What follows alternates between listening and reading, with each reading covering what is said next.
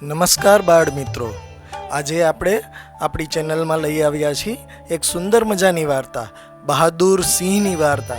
બાળ મિત્રો, તમને આ વાર્તા ગમે તો અમારી ચેનલને સબસ્ક્રાઈબ કરજો, લાઈક કરજો અને શેર કરજો, જેથી કરીને આપને તથા બીજાને અમારી ચેનલનો લાભ મળી શકે. તો આવો બાળ મિત્રો, આપણે સાંભળીએ વાર્તા. એક સમયની વાત છે. સોનાના જંગલના મધ્યમાં એક વીર અને દયાળુ સિંહ રહેતો હતો, જેને બધા લિયો રાજા તરીકે ઓળખતા હતા. લિયો માત્ર જંગલનો જ રાજા નહોતો, પણ તે જંગલનું રક્ષણ પર કરતો. દરેક નાના મોટા પ્રાણીનું તે ખૂબ જ ધ્યાન રાખતો.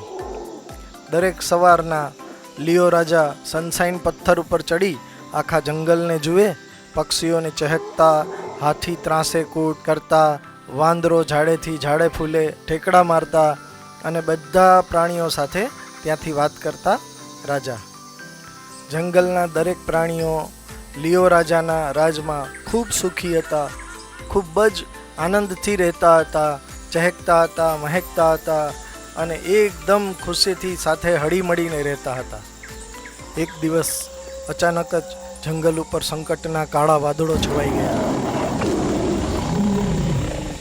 દૂરથી એક ભયાનક ગર્જના સાંભળવા મળતી હતી, અને એ ગર્જના હતી ઝારનો વાઘની. એક ગુસ્સે ભરેલો વાઘ જે પહાડી વિસ્તારમાંથી આવ્યો હતો અને એ આ લિયો રાજાનું જંગલ કબજે કરવા માગતો હતો. ઝારનો ઘાસમાંથી જૂજતો આવ્યો અને બધા પ્રાણીઓ ડરી ગયા અને આમથી તેમ દોડવા લાગ્યા. જંગલમાં ભાગાભાગી મચી ગઈ, કૂદાકૂદી મચી ગઈ, ચીચિયારીઓ બોલવા માંડી અને બધા પ્રાણીઓ દોડતા દોડતા લિયો રાજા પાસે પહોંચી ગયા. લિયો રાજા તેની ગુફા પાસે આરામ ફરમાવી રહ્યા હતા. ત્યાં અચાનક જ બધા જંગલના પ્રાણીઓ એક સાથે ચીચિયારીઓ કરતા તેમની પાસે પહોંચી ગયા. આટલો બધો કોલાહલ સાંભળી અને લિયો રાજા એકદમ ઊભા થયા અને પૂછ્યું, મારા જંગલવાસીઓ, શું થયું તમને? કેમ આટલા બધા કોલાહલ મચાવતા આવી ગયા છો? મારા વાલા સાથીઓ, શું સમસ્યા થઈ છે તે આટલા બધા ગભરાયેલા છો? રાજાજી, અમને તમારું રક્ષણ જોઈએ છે.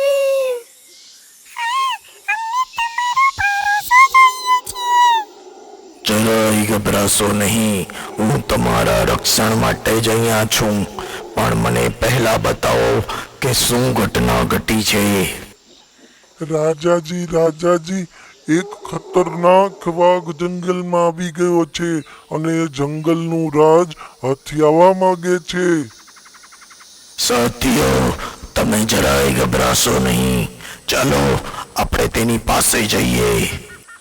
આમ લિયો બધાને આશ્વાસન આપે છે અને પોતાની સાથે આખા જંગલને લઈ અને ઝારનોની પાસે જાય છે.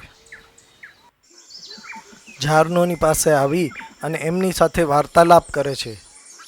ઝારનો ખૂબ ગુસ્સામાં હતો, પણ લિયોએ ઝારનો સામે ગુસ્સાથી નહીં પણ પ્રેમ અને એકતાથી લડવાનું પસંદ કર્યું.